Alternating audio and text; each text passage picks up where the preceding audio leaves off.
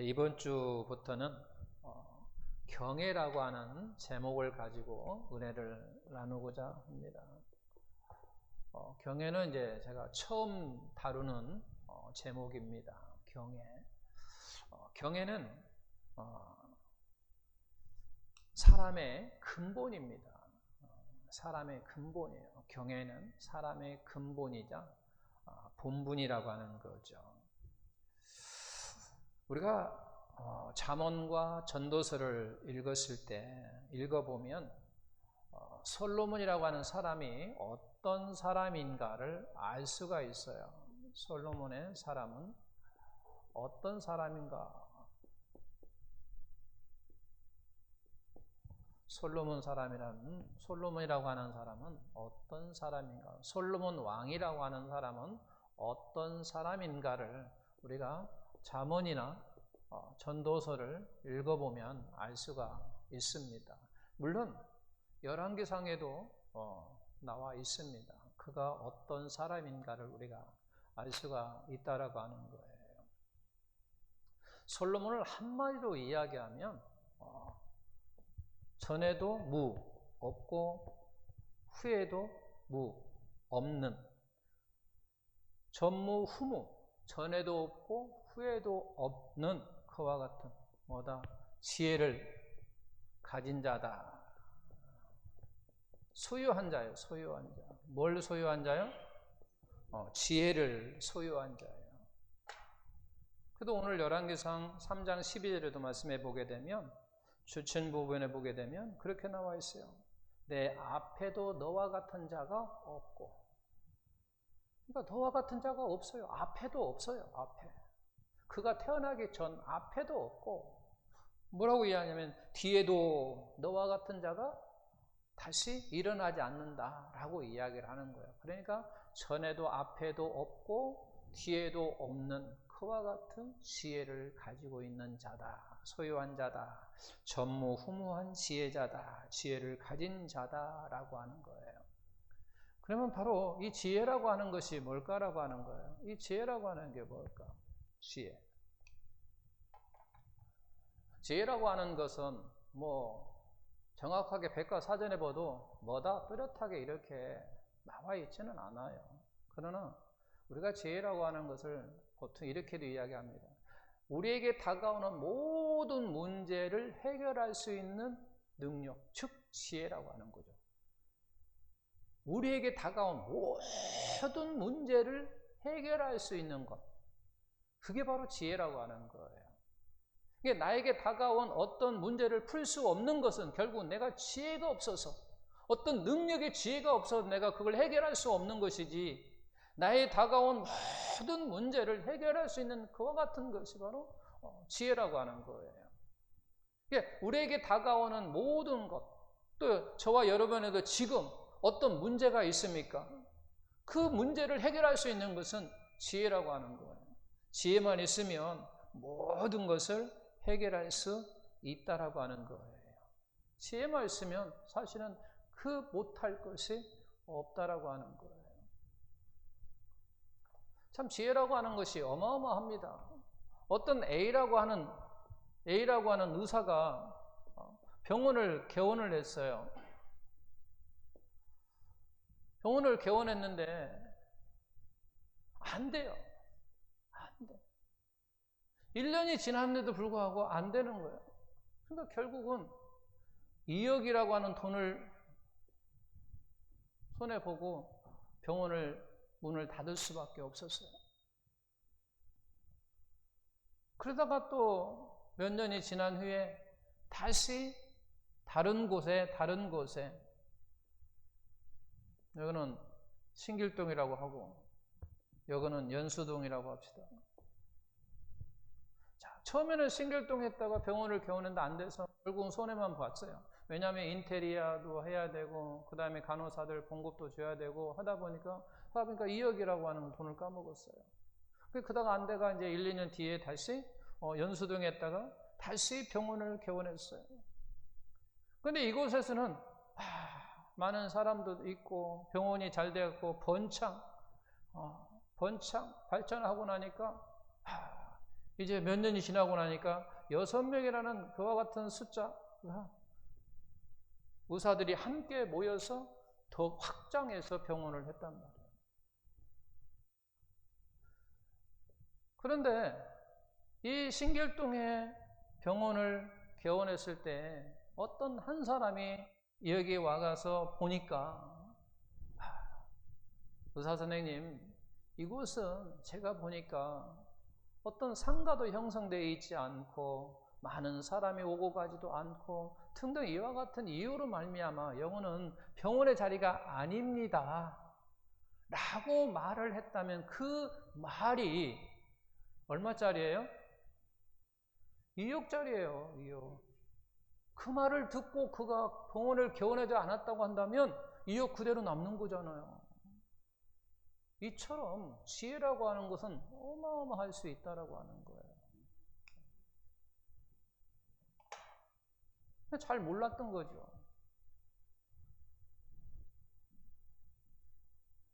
어떤 여자분이 남편에게 일주일에 2-3번 얻어맞는 여자가 있어요. 그래서 물어봐요. 어떻게 해서 저런 남자하고 결혼하게 됐냐고. 그러니까 이 여자분이 하는 소리가 그거예요. 그때 내가 잘 몰랐다고. 내가 그 당때 사람으로는 안목이 없었다고. 내가 만약 보는 줄 알았다고 한다면 내가 저 남자하고 내가 결혼하겠습니까? 그 당시 때는 몰랐어요. 안목이 없었어요. 보는 눈이 없었어요. 라고 이야기를 합니다. 또 이제 제가 목사이니까 이렇게 말할 수 있어요. 목사님, 어쩌다가 그런 곳에 개척을 하게 됐습니까? 라고 물으면 실패한 사람들은 내가 잘 몰랐지. 경험도 부족했고 내가 알았다면 그곳에서 내가 시작하겠는가? 이렇게 말을 한다고 하는 거죠. 잘 몰라서, 부족해서, 안목이 없어서, 보는 눈이 없어서, 이와 같은 모든 내용을 한마디로 이렇게 말할 수 있어요. 뭐가 없어서? 지혜가 없어서. 없어서 또는 지혜가 부족해서. 없어서 또는 지혜가 부족해서. 이게 결국은 우리가 실패한 모든 것의 답은 뭐예요? 지혜가 없어서, 아니면 지혜가 부족해서, 이렇게 말할 수 있다라고 하는 거죠. 내가 잘 몰랐다고 하는 것도 결국 내가 지혜가 부족했다라고 하는 거죠. 몰랐다고 하는 것. 내가 그 남자를 보는 눈이 없었어요. 그것도 결국은 내가 어떤 안목의 지혜가 없었던 거예요. 결국은 그런 모든 것을 말할 수 있는 것이 내가 지혜가 부족했고 내가 지혜가 없어서 실패를 한 거예요. 남자 고르는 것에 실패를 한 거예요.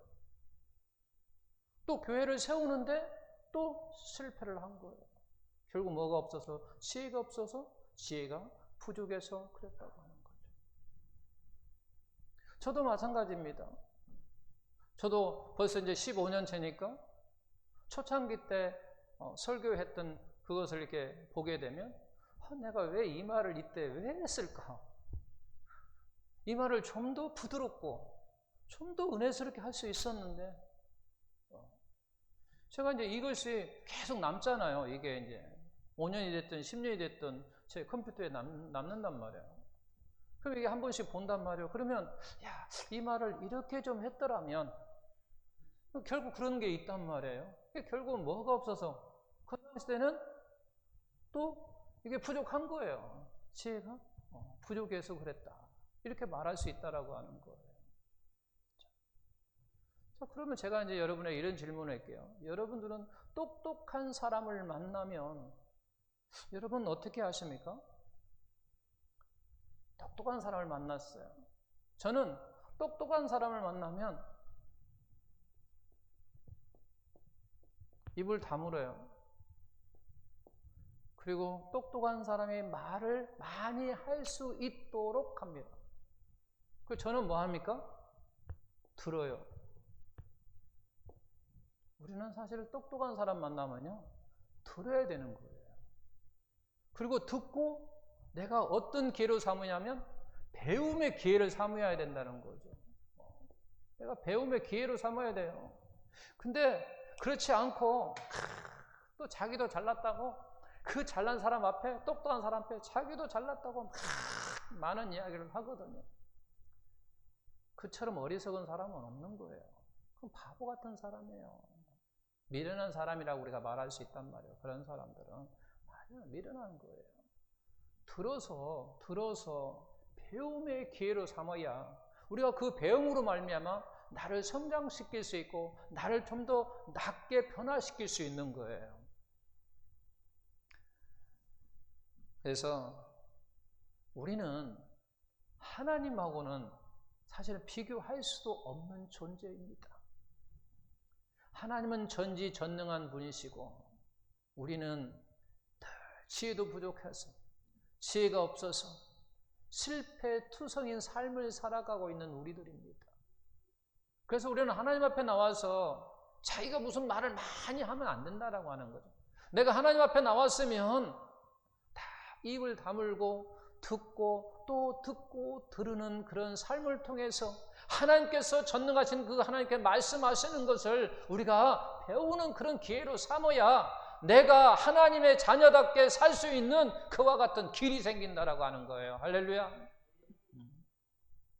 하나님의 말씀을 듣는 사람이 정말 지혜로운 사람인 거예요. 똑똑한 사람 앞에 가면 듣고 들어주는 것이 내 자신에게 유익된다라고 하는 거예요. 왜? 우리는 배움의 기회로 삼아서 내가 그 배움을 통해서 내가 좀 더 변화된 삶을 사는 거잖아요. 여러분, 지혜 중에 최고의 지혜는 뭘까요? 최고의 지혜. 물론 이게 정답이라고 볼 수는 없지만 빌리는 지혜가 최고의 진리라. 무슨 지혜가요? 빌리는 지혜예요. 빌리는 지혜. 빌리는 지혜가 뭐냐면 이런 거예요. 장로님이 이것은 저보다 훨씬 잘하시니까 이것 좀 해주세요. 집사님 이것도 잘하시죠? 이걸 해주세요. 집사님 해주세요. 저보다 잘하니까 그 빌리는 거예요. 그 사람의 능력의 지혜를 제가 빌리는 거예요. 집사님 이거 계산 잘하시죠? 이거 좀 도와주세요. 그러면 그게 그 사람의 능력의 지혜를 내가 빌려 쓰는 거예요. 지금 빌려 쓰는 거예요. 그게 바로 빌리는 지혜예요. 그러니까 내가 좀 지혜가 없다고 부족하다고 그걸로 그냥 있는 게 아니라 그걸 다른 사람의 지혜를 내가 빌리는 거예요. 장로님 이거 좀 해주세요. 집사님 이것 좀 해주세요. 권사님 이거 잘하시죠? 이것 좀 해주세요. 그게 바로 능력의 지혜를 내가 빌리는 거예요.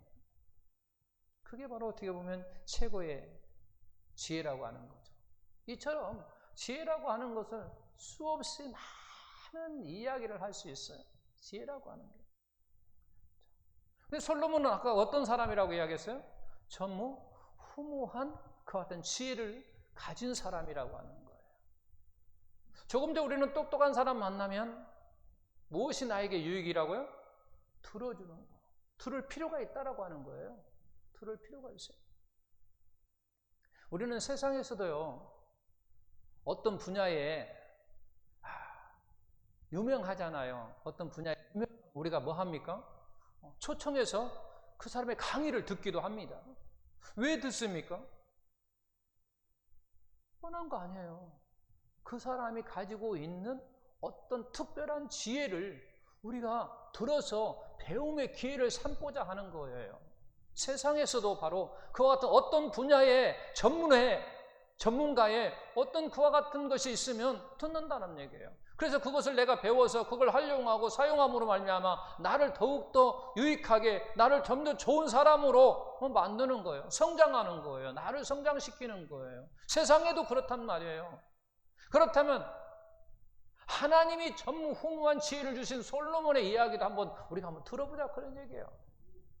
그가 인생은 어떤 인생을 어떻게 살았고 그가 인생에 대한 어떤 철학을 가지고 있었고 그의 신앙은 어떤 신앙이었고 그의 삶은 어떤 삶이었는가? 그리고 그에 대한 하나님에 대해서는 어떻게, 어떤 방향으로, 어떤 철학과 개념을 가지고 또 살았는가? 왜? 전에도 없었고 후에도 없었던 그런 지혜를 가진 솔로몬이라면 우리가 한번 그가 행했던 삶을 살았던 그의 인생에 대해서 한번 들어볼 필요가 있다라고 하는 거예요. 자, 우리 솔로몬은 잠언과 전도서를 썼어요. 잠언은 젊어서 썼어요. 그리고 전도서는 나이가 들어서 썼어요. 기록을 했어요. 그러니까 젊어서 잠언을 기록했고 나이가 들어서 전도서를 기록했다라고 하는 거예요. 그러니까 사실은 잠언보다 전도서가 더 깊이 있는 말씀이 있어요. 나이가 들어서 썼기 때문에 그의 많은 경험과 그의 많은 여러 체험들을 통해서 그리고 썼으니까 더 깊이는 전도서에게 있다라고 하는 거죠. 우리는 여기에서 배울 점이 있어요. 여기에서 배울 점이 있어요. 솔로몬이 젊어서 잠언을 기록했다라고 하는 것은 많은 것을 뭐 했다? 알고 있었다라고 하는 거예요. 알고 있었어요. 하는 걸 알고 있었어요. 얼마나 알고 있었느냐. 자, 성경책 잠언 1장 1절에서 5절에 있어요. 제가 주보에 기록했죠. 자, 다윗의 아들 이스라엘 왕 솔로몬의 잠언이다. 그러면서 이는 솔로몬의 잠언이랍니다. 이는 지혜와 훈계를 알게 하는 것이다. 지혜와 훈계를 안답니다. 그리고 명철의 말씀을 깨닫는답니다. 그러면서 3절에 보게 되면 지혜롭게 할 수 하는 책이요, 공의롭게 하는 책이요, 정의롭게 하는 책이요, 정직하게 행할 일에 대해서 기록했다고 하는 거니까 어마어마한 책이라고 하는 거예요. 그러니까 솔로몬이 그 지혜가 얼마나 어마어마한가를 우리가 알 수 있는 거란 말이에요. 3절에 지혜롭게, 공의롭게, 정의롭게, 정직하게 행할 일, 너희들이 어떤 삶을 살아야 하는 그와 같은 일을 지금 이야기하는 거예요. 훈계를 받게 하며 그러므로 말미암아 또 어리석은 자를 슬기롭게 한대요. 어리석어하고 미련한 자를 슬기롭게 한다고 하는 거예요. 그리고 젊은 자에게는 지식과 근신함을 주는 것이고 지혜 있는 자들은 학식이 더한다고 하는 거죠. 그리고 명철한 자는 지략을 얻을 정도로 참 솔로몬은 어마어마한 사람인 거예요. 이와 같은 걸 보더라도 솔로몬이 얼마나 지혜가 대단했던 것을 우리가 알 수 있다라고 하는 거예요. 알 수 있어요. 그런데 아이러니하게도 그의 인생은 실패했어요.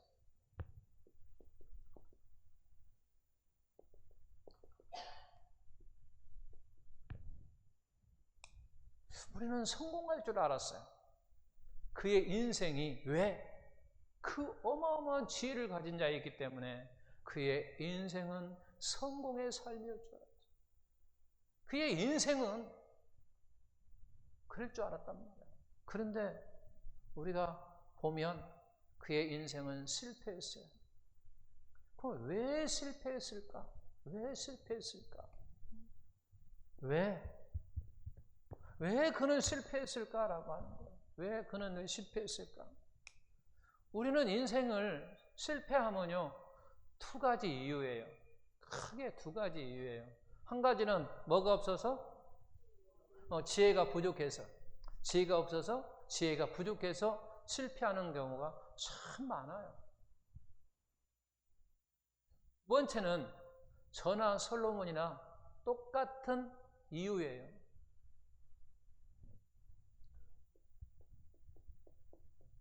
아는 대로 행하지 않았기 때문에 그랬어요. 아는 대로 행하지를 않았다. 아는 대로 행동하지 않았어요. 아는 대로 그는 살지 못했어요. 그래서 그의 인생은 실패한 인생이라고 하는 거예요. 전무후무한 지혜를 가짐으로 말미암아 그가 대단한 지혜를 가졌음에도 불구하고 그 아는 지혜대로 그가 살지 못했다라고 하는 거예요. 아는 대로 행동하지 못했어요. 우리도 사실 아는 대로 행하지 못하는 게 사실 많음으로 말미암아 실패하는 경우 참 많아요. 쉽게 예를 들자면 우리가 그래요. 담배 피면요, 그 연기로 인해서 폐가 상하고 폐병 걸릴 수 있는 확률이 크다는 것을 모르는 사람은 거의 없을 거예요. 그럼에도 불구하고 참 재밌게 빨고 있는 사람들 보면 크잖아요. 아는 대로 행하지 않는 거예요. 그러고 나중에 이제 뭐 폐에 어떤 병이 걸리면 내가 이걸 아는데도 행하지 않았다는 거죠. 그것뿐만 아닙니까? 다른 것도 얼마든지 그렇게 말할 수 있는 거예요. 그러니까 우리가 아는 대로 행해야 되는데 아는 대로 행하지 않았다라고 하는 거죠. 그러므로 말미암아 실패한다라고 하는 거죠. 우리 뭐 건강의 문제, 또 어떤 뭐 다른 이유일 수 있잖아요. 뭐 자격증 시험도 볼 수 있는 것이고 합격, 불합격 이런 것도 다 결국 내가 아는 대로 다 열심히 했다라고 한다면 그런다는 얘기예요. 실패하고 나서야 내가 뭐라는 생각을 하냐면 내가 아는 대로 행하지 않았구나. 내가 행동하지 않았어. 그렇게 우리는 후회한다. 마찬가지예요. 솔로몬도 마찬가지예요. 솔로몬도 아는 대로 이렇게 전무후무한 지혜를 가졌음에도 불구하고 그 지혜를 자기가 하는 대로 행하지 않았다고 하는 거죠. 그것이 오늘 말씀 신명기 17장 16절 17절 말씀을 보게 되면 아까 이야기했처럼 세 가지 금했어요. 이스라엘 왕에게 하나님께서 금했어요. 세 가지를 금했어요. 뭐다? 첫 번째 뭐라고 했어요? 에? 말을 많이 두지 마라 그랬고요. 말. 달리는 말, 병마, 마병, 말을 가지고 무기를 하니까. 두 번째는 아내를 많이 두지 말라 그랬어요. 세 번째는 은금을 쌓아두지 말라, 많이 두지 말라. 이게 하나님께서 이스라엘 왕에게 금한 세 가지요. 세 가지. 금했어요.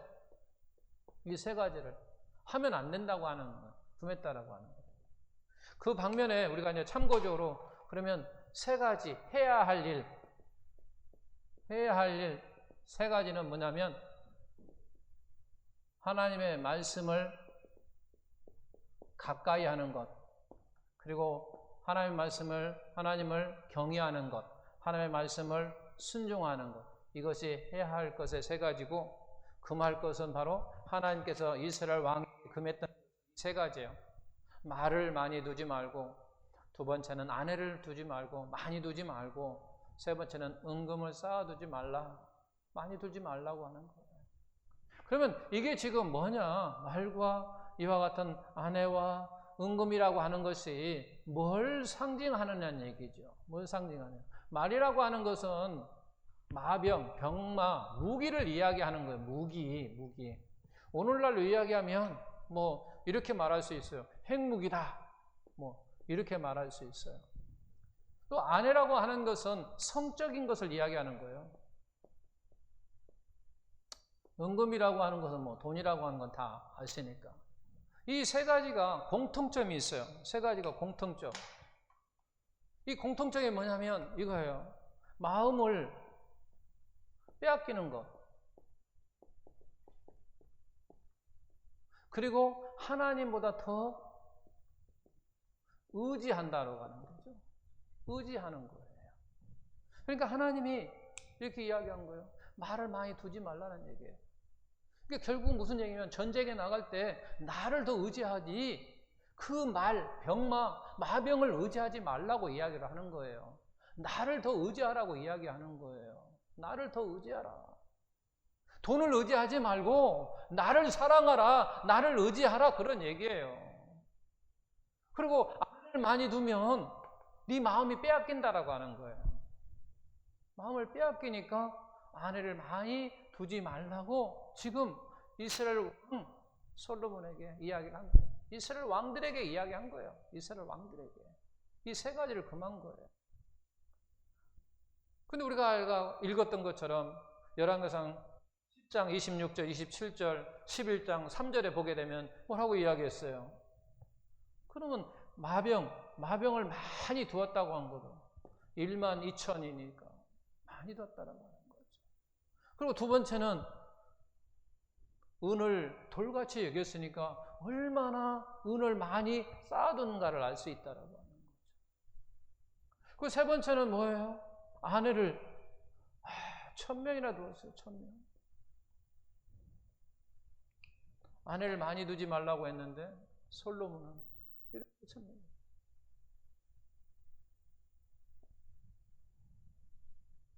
어마어마한 숫자를 지금 그렇게 가지고 있었다라고 하는 거예요.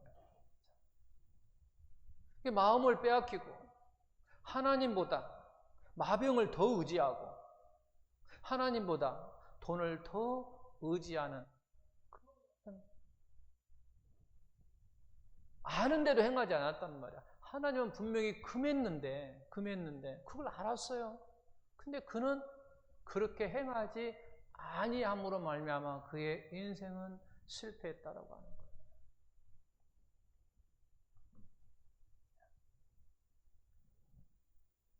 그러니까 첩이라고 하는 거, 저 아내를 1000명을 뒀으니까 가만히 생각해 보십시오. 1년에 365일 1000명 계산해 보면요, 한 아내가 순서에 들어오는 것이 2년 하고 9개월, 2년 9개월이 돼야 솔로몬을 한번 같이 잘 수 있어요. 근데 거기다가 한번 생각해 보십시오. 매일 잤을 때 그래요. 매일 한 사람씩. 근데 사람이 기분 좋으면 너 내일도 나와 또 와. 이렇게 하다 보면 3년이 걸릴지 뭐 4년이 걸릴지 한 번도 못 볼 수 있고 하는 상황이란 말이에요. 여기에 다 마음이 빼앗겨 버린다라고 하는 거예요. 결국은 제가 하고 싶은 얘기는 여기 아내에게 모든 마음을 빼앗겨 본단 말이에요. 그럼 빼앗기면 결국은 하나님을 더 사랑하고 하나님을 더 사모하고 하나님과 함께 많은 교제 속에 있어야 되는데 결국은 여기에 다 빼앗겨 버린다는 거예요. 여기에 다. 하나님이 이걸 아셨다라고 하는 거예요. 왜? 우리가 기독교의 역사를 보면 좀 더 간단하게 요약하면 그래요. 기독교회에 환난이 오고 핍박이 오고 고통이 오고 어려움이 오고 막 그러면요, 오히려 기독교가 더 희들해져야 되는데 더 전성기 시대였고 더 꽃이 활짝 폈어요. 역사를 요약하면 그래요. 그런데 반대로 평화가 있고 좀 잘 풍성하고 모든 것이 풍성하고 풍요로워지고 좀 편안하고 그러면 기독교는 더 희들어져 버렸어요. 반대로 된 거예요. 우리가 생각할 때 반대로. 왜 그런가? 많은 사람들이 환난하고 핍박하고 박해하고 그런 어려움과 힘들어 하면 모든 사람들이 이 땅에 소망을 두지 아니하고 저 하늘에 소망을 두었기 때문에 더 전성기요, 더 꽃이 피는 그와 같은 시대였다라고 하는 거죠. 그런데 반대로 오히려 편안하고 좀 먹을만하고 먹기만 하고 좀 잘 살고 편안하고 이러니까 결국은 하늘에 소망을 두고 살아야 되는데 하늘에 소망을 두지 아니하고 이 땅에 소망을 두다 보니까 이게 오히려 기독교가 시들해져 버렸다는 거예요. 이것은 우리 짧게 우리나라의 기독교 역사를 보더라도 알 수가 있어요. 60년대, 70년대 우리가 못 먹고 막 살 때는 오히려 우리 기독교가 성령의 시대라 막 해가지고 더 뜨거웠고 더 활기찼었어요. 기도하는 사람도 많고 이 산에서 주여 저 산에서 주여 하던 그와 같은 역사가 그 시대가 언제냐면 60년대, 70년대예요. 우리가 정말 못 먹고 어렵고 힘들 때 그랬다는 얘기예요. 그럼 반대로 생각하면 지금은요, 뭐 먹을 거 생각 안 하고 뭐 걱정 없이 오히려 지금이 더 전성시대가 되어야 되는데 오히려 지금이 더 시들해져 버렸잖아요. 이걸 우리나라 기독교 역사를 보더라도 알 수 있고 세계적인 기독교 역사를 보더라도 이와 같은 것이 반복되는 것을 많이 볼 수가 있다라고 하는 거죠. 더 오히려 힘들고 환난하고 핍박이 박해가 오게 되면 더 꽃이 피는 전성기 시대가 되었고, 그렇지 아니하고 오히려 먹고 살만하고 평화롭고 풍요롭고 이렇게 되면 오히려 기독교는 점점 시들어지고 어려운 시기가 왔답니다. 오늘날 시대가 딱 그러잖아요. 60년대 70년대하고 지금 2000년대를 생각해 비교해 보면요, 그냥 우리가 알 수 있는 역사의 차이입니다.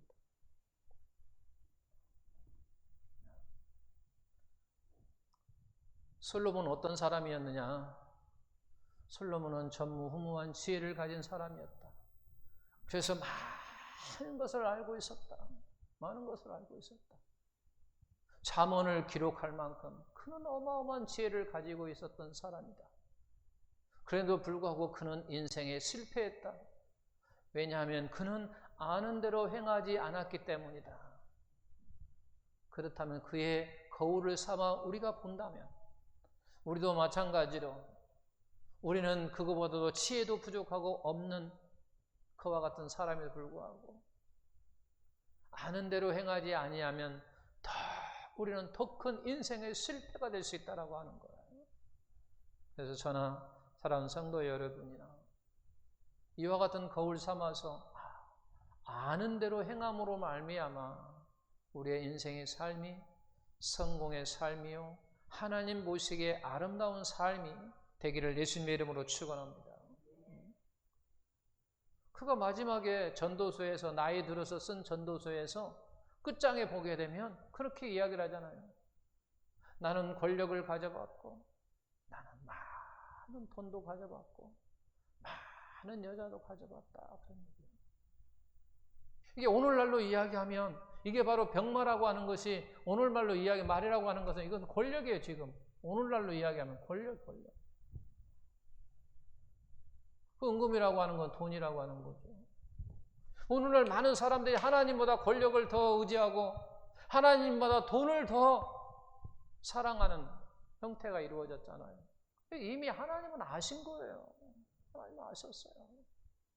너희들이 오히려 풍요로워지고 너희가 풍성해지고 너희가 먹을만 하면 나보다 더 그와 같은 것들 더 사랑할 것이고 그와 같은 걸 더 의지할 것이고 그걸 갖다가 더 신뢰할 것이라고 하는 거예요. 하나님이 아시고 이거 다 금해놨던 거예요. 그걸 알매도 불구하고 행동하지 아니하면 그렇게 살지 아니하면 우리도 솔로몬처럼 아무리 그가 특별한 지혜를 가지고 대단한 지혜를 가졌다 할지라도 실패한 인생처럼 우리도 마찬가지로 실패한 인생이 될 수밖에 없다라고 하는 거예요. 다시 한번 말씀드립니다.